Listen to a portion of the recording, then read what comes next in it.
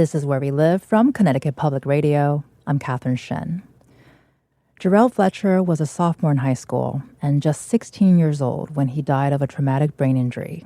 He was a passenger in a car accident.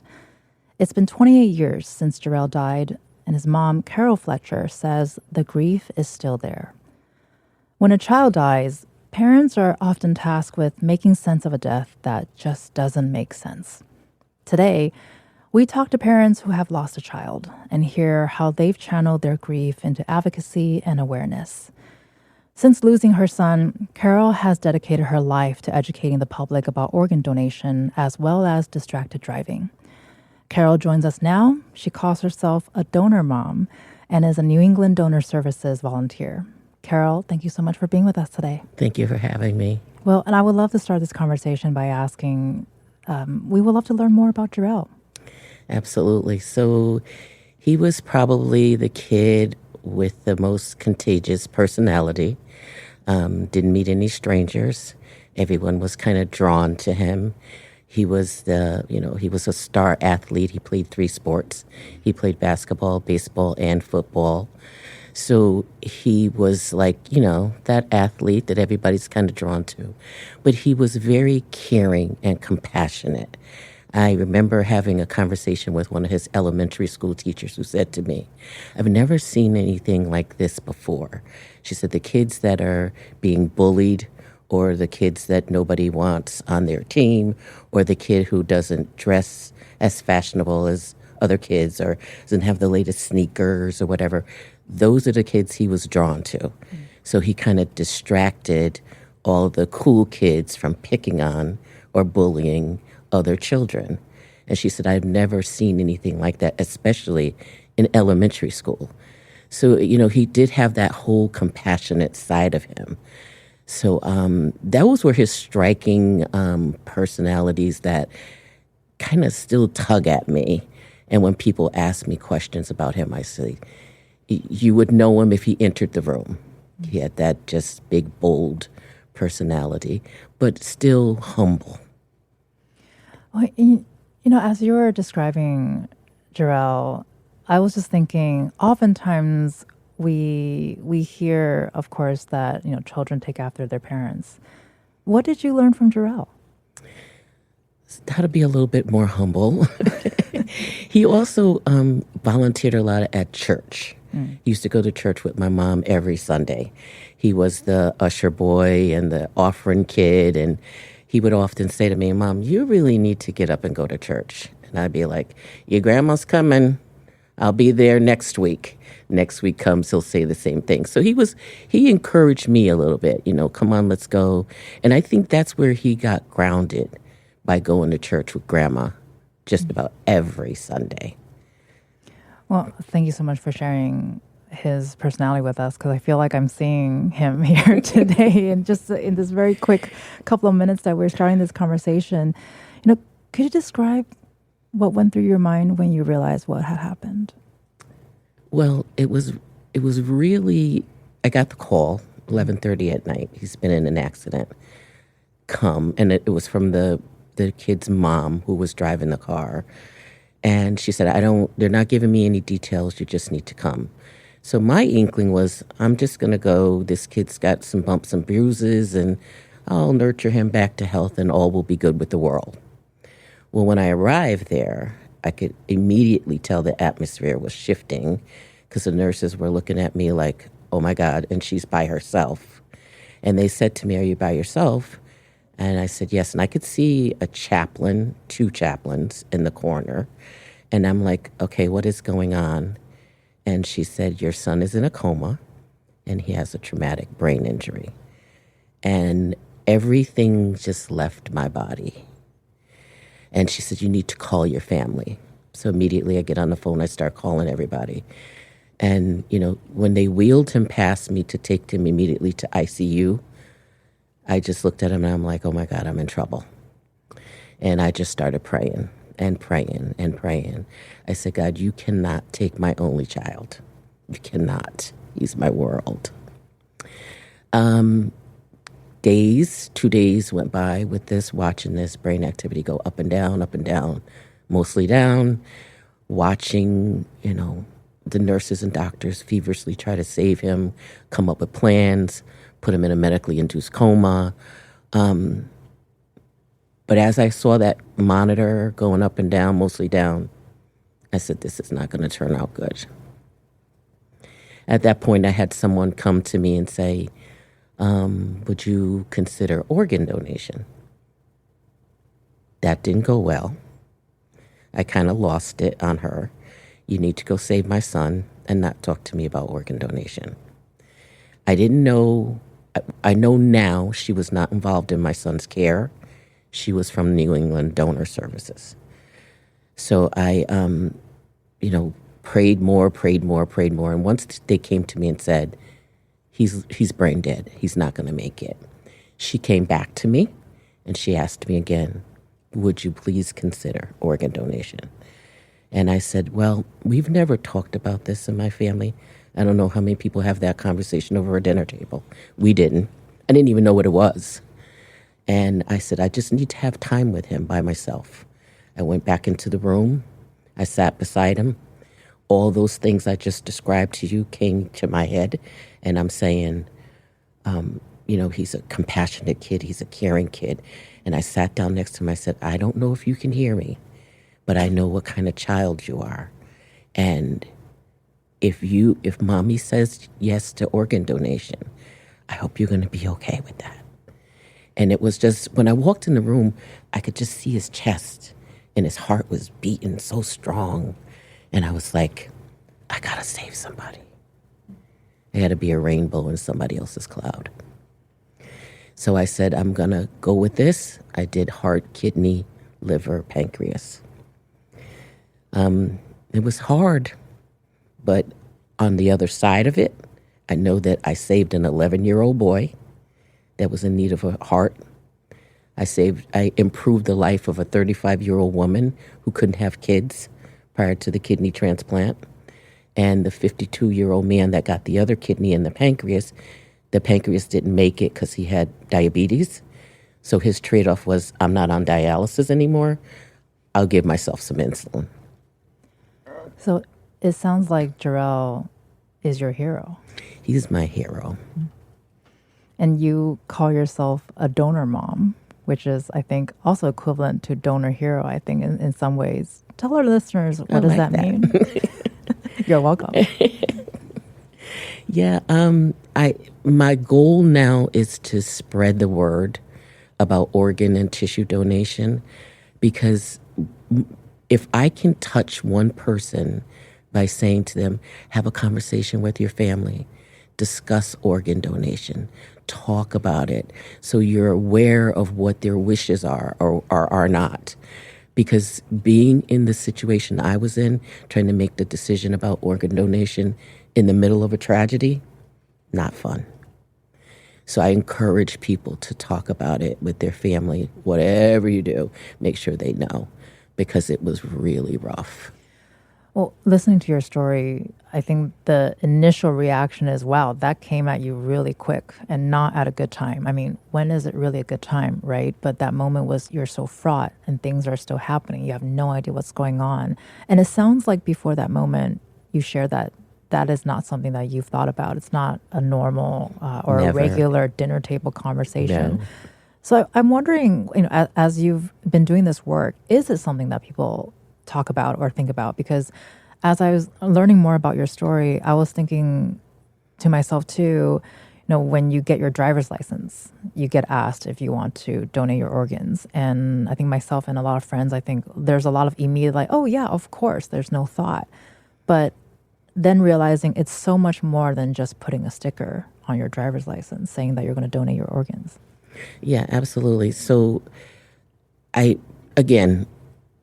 this accident happened because of some distracted driving by a teenager. So the other portion of my road to healing was I went and started telling my story to driving schools, to teenagers getting their license. In particular, the DUI segment where the parents have to be there. So I had the perfect audience, the kids, the distracted driving, and the parents. So I would tell the story and say, listen, if you love your parents, you've got to respect this motor vehicle. You can't be in the car. When my son passed away, we had pagers. These kids have fancy phones, computers in the car, all kinds of things that could distract them. So I was telling that story to them. These kids and parents were like deer in a headlight, but they got it. They got it. So they knew that if they checked that box and said, I'm going to be a donor, mom and dad understands that's their wishes. And, they know that eventually they could save somebody's life in the midst of some tragedy.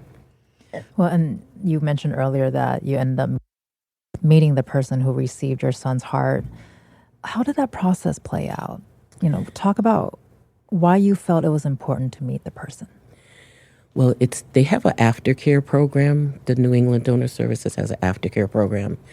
I was still pretty much trying to deal with the grief. And the 11-year-old boy, his mom told me the backstory.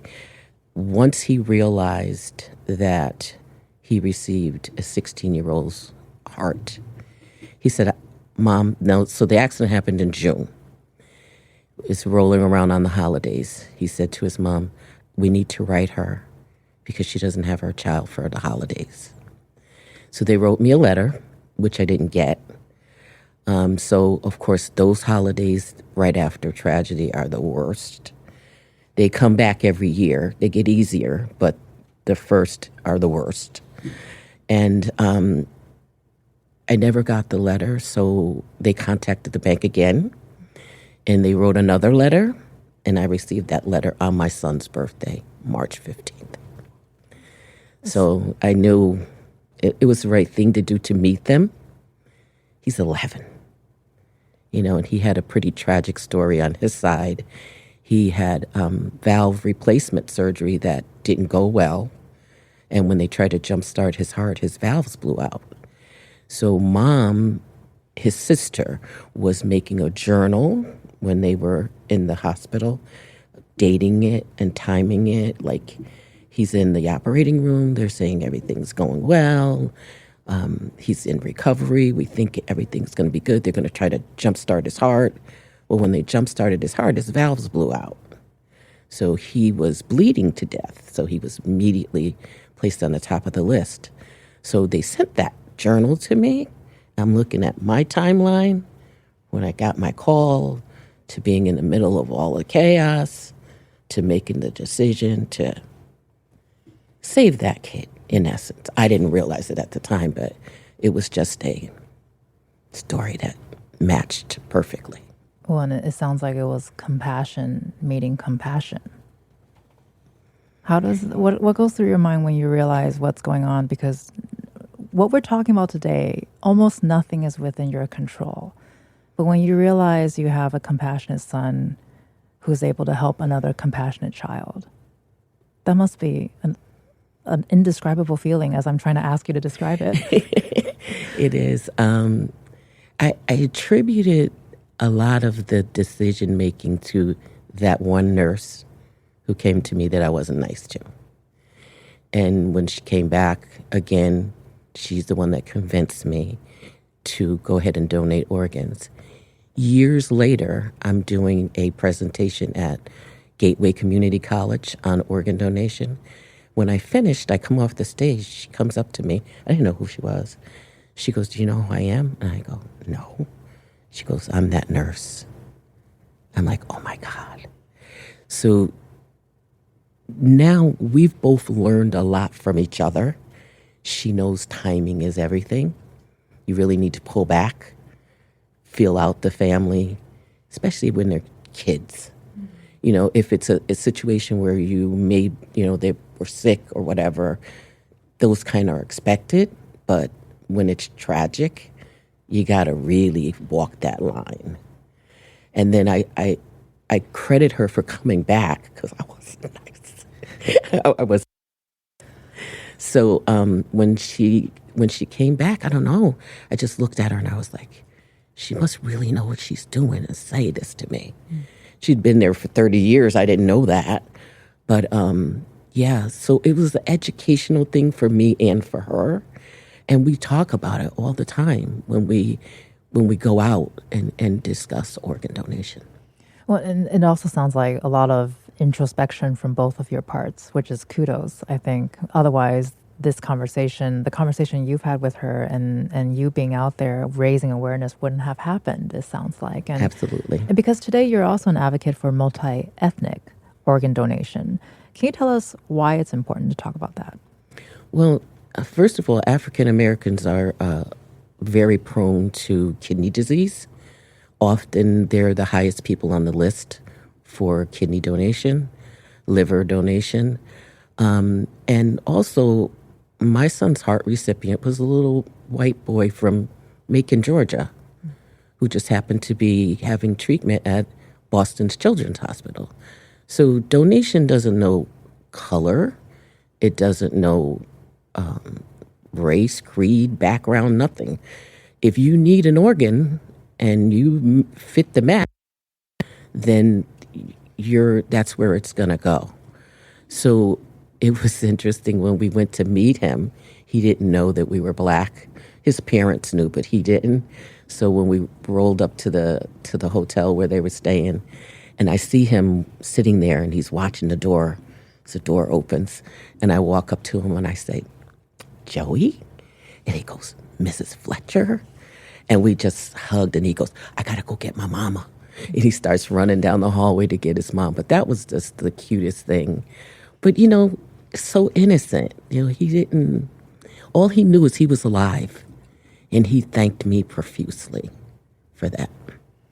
Well, you had a smile on your face when you were describing that. And grieving, of course, is not a linear process, but it sounds like there is also joy in this.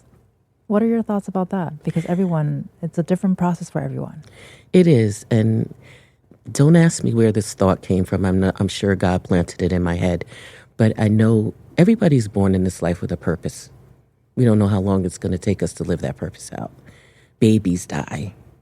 So he loaned my son to me for 16 years. I just had to come to grips with that. I was the best mom I could be. I did all the right things for him. I put him in the best schools because he was going to be my rising star. And so when it happened, your choices are be mad at God or try to figure out why this happened or do something positive to keep his legacy alive. So that's what I chose, because you're never going to find the answer to why, and you can't be mad at God. God doesn't do mean things. He gave him to me, he took him back. And I'll see him again. When you mentioned earlier, too, that it gets a little bit better. The first holiday is the worst, but for some it softens over time. And so what does your grief look like today? What are you constantly working on? And what do you hope to tell people who may or may not be going through the same? When I say the same loss, obviously not the same loss, but similar experiences. Yeah, my struggles now are what he would have been doing, where he would have been in life. Because he would have been turning 44. So it would be like, what would his career be? Where would life have taken him? Then I get silly about it. I go, what little girl's going to try to take my son from me? So I have to make myself laugh about it, otherwise it gets real serious. Right. So, yeah, that's what I struggle with the most now.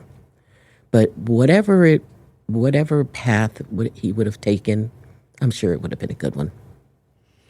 Carol Fletcher is an advocate for organ donation, a donor mom, and now donor hero as well, and also a New England Donor Services volunteer. Carol, thank you so much for being here, and I believe you'll be wanting to stay with us for the rest of the conversation to share more about Jarrell's story and your journey with everyone. And to learn more about New England Donor Services, visit our website at ctpublic.org/where we live and check out our show page. We'll be continuing this conversation after a quick break. And we'll hear from a parent working to spread awareness of heart conditions in children after losing his son to sudden cardiac arrest. This is Where We Live. Stay with us.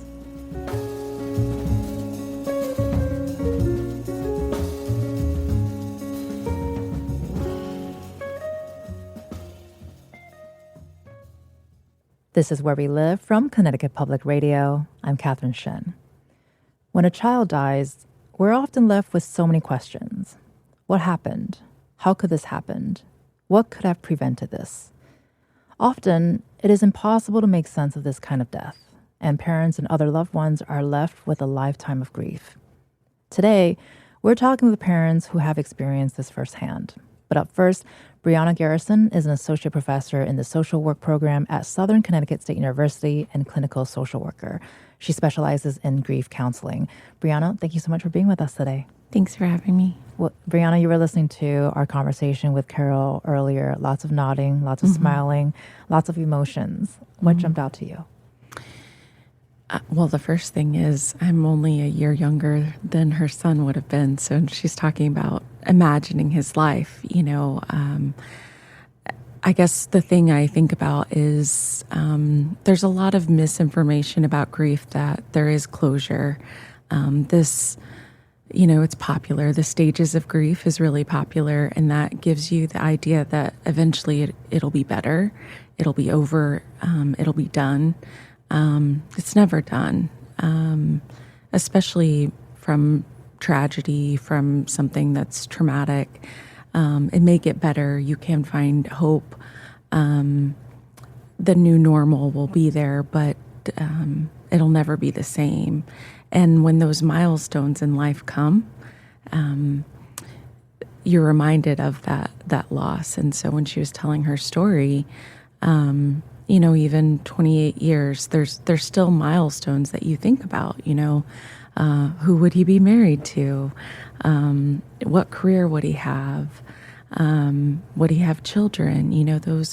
Those things come to mind, and all of those things bring pain and also can bring delight at being able to imagine it. Those things live kind of hand in hand. Well, and I'm glad that you brought up there's this idea of a guide. Mm-hmm. And I think sometimes the guidance does help, just trying to figure out, okay, what am I feeling right now? What am I supposed to be feeling? Air quotes on the supposedly, because everyone is so different. Mm-hmm. Do you think it's important to sort of normalize the process and normalize this idea that, I grieve differently, you grieve differently. It's okay to feel these emotions. What do you tell people when they come to you wanting that very definite answer? Yeah, I think the thing that's hard about grief is the journey to healing is not linear. And we are a very, at least in America, we are a very linear society. We want a fix for everything. And there's not a fix for grief. There is coping. There is learning how to live with this, and for life to be a little bit easier and better each day. So I think in some ways, normalizing your feelings is really great. What I really want to do is normalize that the waves come and that something's not wrong with you if you're still sad a year later, 10 years later, 20 years later. I have a lot of clients that will come and say, I thought I was done with this. And they get caught off guard. And so I do really want to normalize, it's going to come back up. It's like an ocean wave. Sometimes it'll be close to you. Sometimes it'll be choppy. Sometimes it'll be far away and still, but it's always there in some form or fashion. And I think that will help people cope better, because so many people really do feel like there's this sense of arriving. And I think the more we can normalize, arriving may look different. We're kind of floating on this journey. Maybe coping will be a little bit easier. Well, of course, we've talked about grief in various forms on this platform, and today we're focusing on a very specific grief experience, which is the death of a child. What do we know about this type of loss that can impact the grieving process? Yeah, there's a couple of things that make this grief a little bit more complicated. So one is there's usually trauma involved. So it's not just coping from the grief, but it's also coping from the trauma of how one lost their child. We're hearing, from Carol's story about a car accident, and that's a trauma in itself. All the things that she's experiencing in the hospital, seeing her son that way, having to make these decisions, it's traumatic. The other part, so what that leads to is often guilt. So parents who have lost children tend to experience guilt after grief, during grief, a lot more than other types of loss. So finding ways to reconcile that and to let go of that, to find forgiveness for themselves, for other people. The questions, right? The unfairness. We all know we will die at some point, but our expected trajectory is at old age, right?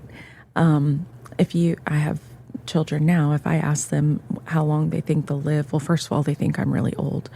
But, in their minds, they're going to live till they're 100, right? We feel guaranteed that. And when that's taken away, there's an unjustness to it. And so we also have to reconcile that with maybe our world beliefs, our religious beliefs, our perspectives. And then the last thing of it is, again, those milestones. There's so many hopes and dreams that we as parents have for our children. And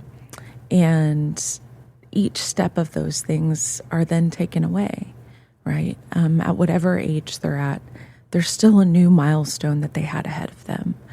And you're living through all of those. And so that complicates the grief journey. And of course, today we're talking about grief and what happens after the death of a child. Joining us now is Jay Rivera. Jay lost his son, Eli, when he was 15 years old to sudden cardiac arrest. And Jay today is the founder of the Always 65 Foundation, a Connecticut-based organization dedicated to preventing sudden cardiac arrest in children and young athletes. Jay, thank you so much for being here with us. Good morning. Thank you for having me. Excuse me. Of course, I want to ask you to share your story about Eli with us, but because you're also listening to the conversation, any thoughts that you would like to share? So I'm just nodding my head and listening to the story. One thing to add, Eli was also a donor. We went through the process as well too, so that brought up a lot of just a lot of thoughts and a lot of memories as well. But I believe in your cause, and I believe you're doing the right thing, and I thank you for what you're doing. And as far as grief goes, you're absolutely right. It comes in waves. It comes and goes. Guilt, anger, all those continue to surface at times. As being the quote unquote head of the household, the male figure, especially in like a Latino family, there's a lot of things that you're looked up to. Emotions is not one thing that's carried well in typically in our community. Mm-hmm. And I had to get past that and learn how to understand that it was okay and accept it and allow my children to see me grieve so that they can grieve, because it's hard. It's hard to see them. I'm sorry. It's hard to see them that way. And I had to learn that for myself. I thank you for what you're doing as well, too. Again, it is important. Well, and tell us about Eli. What was he like? Man, Eli was just, he was a big kid. He was the big teddy bear. The biggest smile, and the youngest we have a blended family of 8. So we have a large family. He was the youngest, but he was the biggest, 6'5", 295 pounds, just big boy. And he loved his family. He loved to have fun. Right? He was a brother. He was a son. He was a nephew, a grandson, a teammate. The emphasis on teammate, he would help you out with anything. And he was the first one to come out when I needed to shovel snow or cut the grass. Or I didn't have to tell him anything. He'd just be right out there. As soon as he saw me putting my boots on, he was like, "Let's go." And he loved helping out. He loved helping others.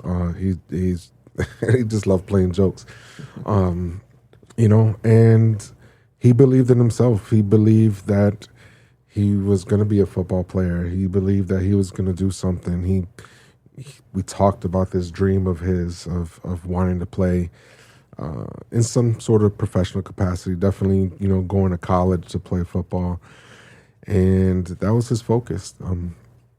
He was always looked at as being older than what he was because of his size, right?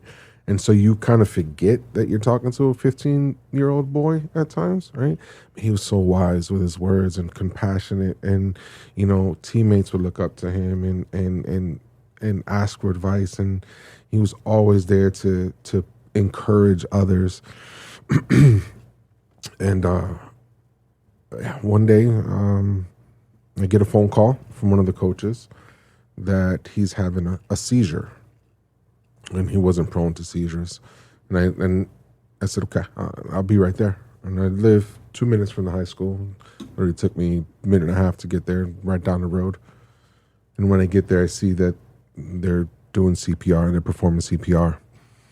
And I immediately knew this was more than just a seizure. I immediately knew there was something wrong.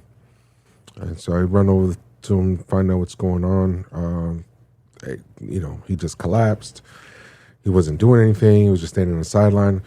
And as the story goes, it's told he collapsed during football practice. But I think the most important thing to know about this and his story specifically is that it wasn't during the practice just started, right? He wasn't doing anything.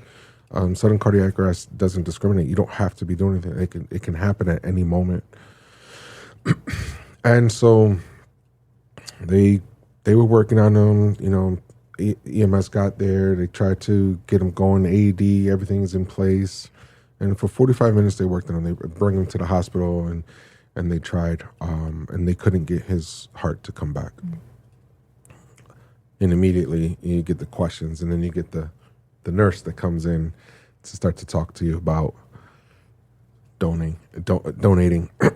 And so all those things that's the reality of the start of grief and things of you don't know what to do. And for months, we went without an answer as to what happened. It took about 3 months for us to get the final report, the medical examiner's report, when we found out that he had a heart condition. He had an enlarged heart. And then all the questions come in. Well, how he passed 2 physicals that year. What do you mean he had a heart condition? How was this not picked up? Why wasn't this detected? And then you come to find out that it's not something that they test for during physicals, right? It's something a stethoscope it's not going to be able to catch. But had he had an EKG, they would most likely possibly had found this. So that just brought the anger back. Like, what are we doing? Like, what? And in our family, again, being a large family, we played sports. They all played sports. We've been through the sports physical process several times in our family. You go through it. You bring your kids to the doctor. They look at him. Yep, he's good. If he's had a physical in the last 6 months, they look at his. Yep, he's good. And it's a checking of the box. But now after facing this, I was like, whoa, what are we missing here?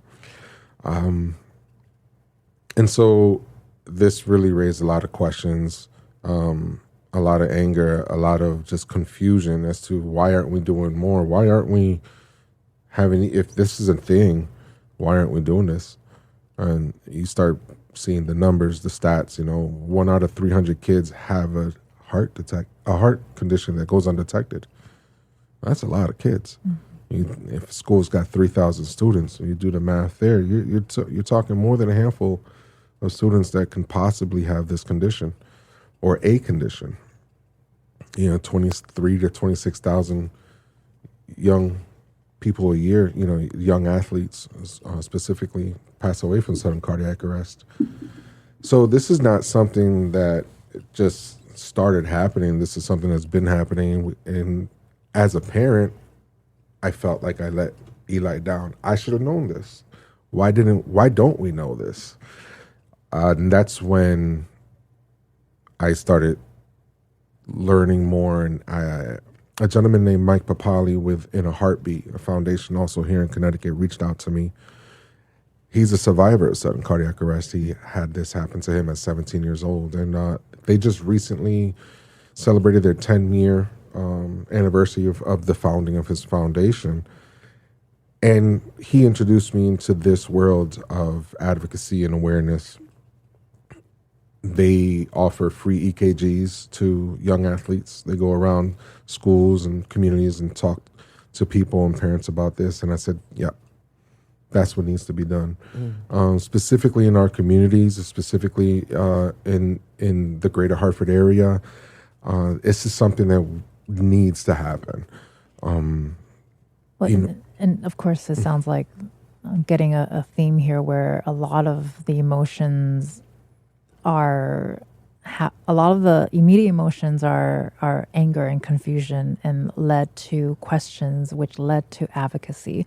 Obviously, very streamlined version of your story, but you got to the advocacy part, and I'm curious to hear. It sounds like you were really powered through with your experience, and you didn't question whether or not you were going to do the work. This was what you were going to do. It sounded like you knew this is what you had to work on. Otherwise, people won't know about how young people can have heart conditions and how schools really need to prepare. Can you give us an idea more about how that process was like for you? And I imagine it can be both angering, but perhaps healing at the same time. Yes and yes, right? The anger definitely drove me to search more, to ask more questions, find out why wasn't this going on, right? And one, again, I'm sorry, when you start to look and you start seeing data that's there, it opened my eyes to a gap. I do a lot of gap analysis just naturally in my field, and that pointed out something for me that it's like, there's a gap here. How do I bridge that gap? And also, truly, this is something that I, in my heart, believe Eli would do. This is something he definitely would get involved in. This is something just like donating. I questioned it, but I knew his heart, and I knew the type of kid he was. And I was like, yeah, I can't say no, because I know that that's what he would do. And so I do it because he can't. And because it's you got to find a way to fill that gap. And that's the only thing that came to my mind that made sense. Out of all the confusion, out of all the anger, the only thing that made sense was that, and that's what I focused on. That's the only thing I could focus on. Before we go to break, I want to ask Carol, any thoughts that you'd like to share after hearing Jay's story? Very similar. I can relate to everything that he was going through. I actually had a nephew who passed away the same way. He was 14, playing basketball, and just collapsed. So if the statistics are supporting that we need to get these kids EKGs, that's what we need to do. Right. We need to get that word out. Right. But yeah, my heart's right there with him. I can relate to exactly what he said, and also to what you said about the grief process. You don't expect to bury your kids. That's not the natural progression of life. So it's very hard to get past that. But, figure those milestones, what they would have been, and the cycle goes around. It's the birthdays, and the description you had of the river. That's perfect, because sometimes the storm is just, raging, and then other times it's very calm. And you never know which day that will happen. But you just find something to focus on in a positive way, and it gets you through. And we'll be continuing this conversation after a quick break. With us today is Brianna Garrison, who's an associate professor in social work program at Southern Connecticut State University, Jay Rivera, who's the founder of Always 65, a local organization dedicated to preventing sudden cardiac arrest in children and young athletes, and Carol Fletcher, who's been sharing her story with us about her son, and she is also a donor mom and the New England Donor Services volunteer. We'll be back after a quick break. This is Where We Live. Stay with us.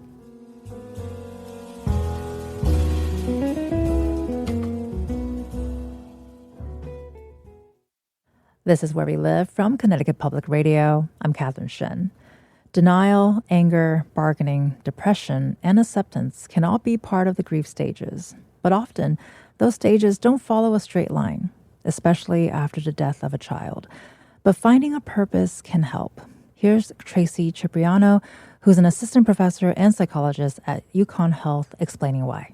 I think a big part of it is finding a sense of purpose for yourself. Parents may honor the child through a small act, like planting a garden, or a bigger act, such as starting a foundation, but doing something to honor the child.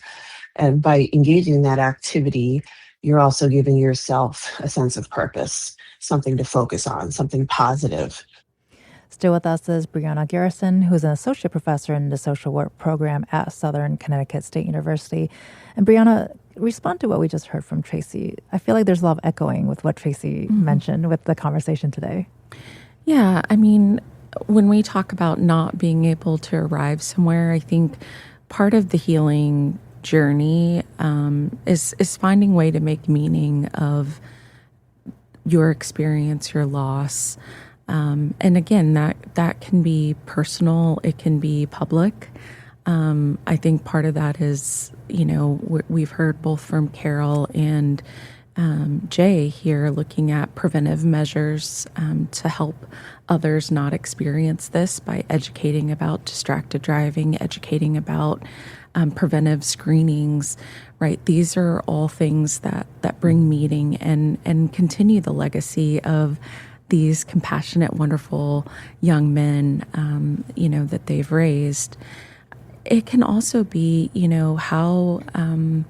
how someone operates. I've heard a lot of parents who might change their careers or,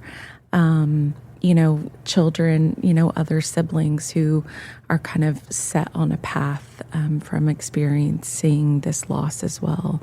So I think each person has to figure out what meaning means for them. But meaning can really ground you when everything else feels uncertain. Jay said earlier, I found this path and that's the thing I focused on, right? When everything else was confusing and hard, this is something that makes sense. This is something that can keep me going, that can give me purpose. When everything else just feels awful. And I think that's really important, finding what that is. And it doesn't have to be, these are huge, great examples, right? But I certainly don't want to put pressure on parents to find that thing either. These are really natural things that have occurred for both of these parents. But whatever is natural for you is good enough. Well, I'm really glad you shared that because I was just thinking, I know somebody who has lost her child and she did a career shift and became a psychologist because of it. But also talking about it's okay to, air quotes, just live because that's hard enough itself, right? Carol, any thoughts on that? Oh, yeah, I did exactly that. I was at a job for 27 years, and after he passed away, I did not have the energy to put into the corporate world like I did before. You get a whole different perspective on life. I said, now I got to focus on me and healing. So I had to step back. So I actually went back to school and finished my degree. That kind of took my focus off of stuff. And then just did a whole career shift. So I did exactly that. But, there's been some things. New England Donor Services is so great about helping you through the process as well. So he was honored in the Rose Bowl parade. So that was a great honor for me to go to Pasadena and see his picture on the float, to actually meet the person who did the picture, because it has to be in seeds and grains. Everything has to be natural. It's not just a photo. And then he's honored on a mural on Dixwell Avenue in Hamden. It's beautiful. You see their faces, but the body part is superheroes. So it's Spider-Man, it's Superman, and there's 4 individuals on there that are all connected to donation. And then I just recently came back from the transplant games.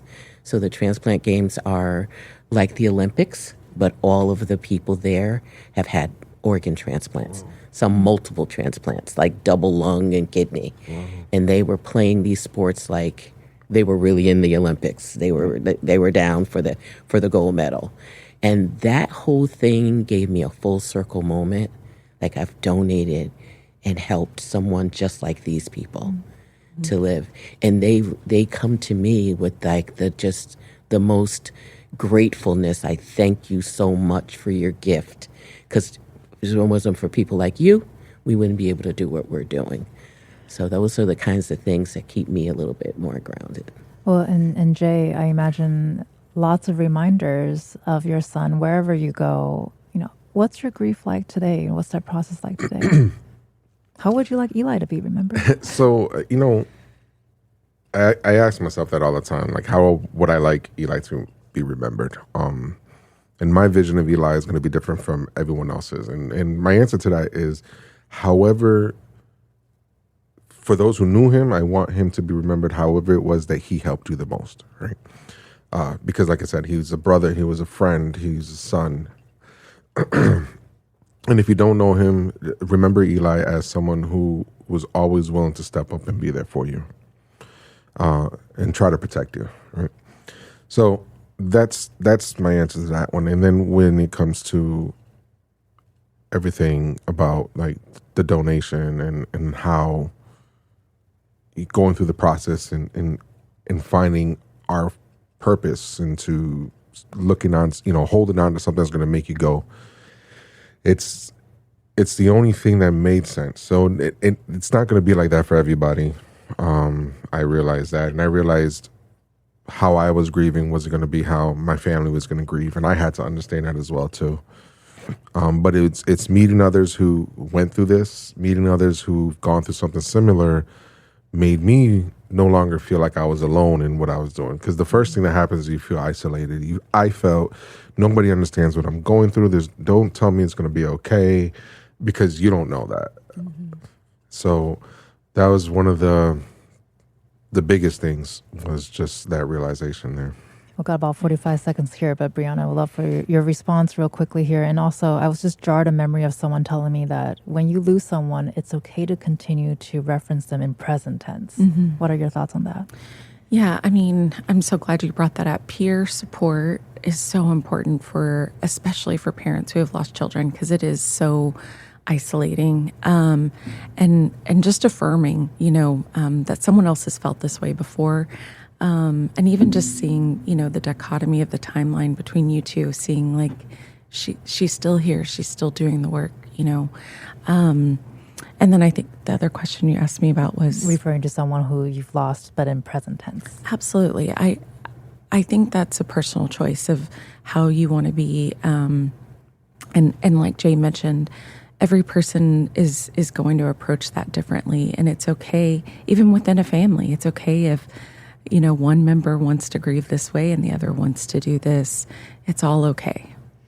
Well, thank you all so much for sharing your stories with us. You've been listening to Brianna Garrison, who's an associate professor in the social work program at Southern Connecticut State University. Brianna, I appreciate your time. Thank you for having me. You're also listening to Jay Rivera, who's the founder of Always 65, a local organization dedicated to preventing sudden cardiac arrest in children and young athletes. Jay, thank you so much for sharing your story with us. Thank you for having me. And Carol Fletcher, who's an organ donor advocate, donor mom, and donor hero, and New England Donor Services volunteer. Carol, thank you so much for being here today. Thank you for having me.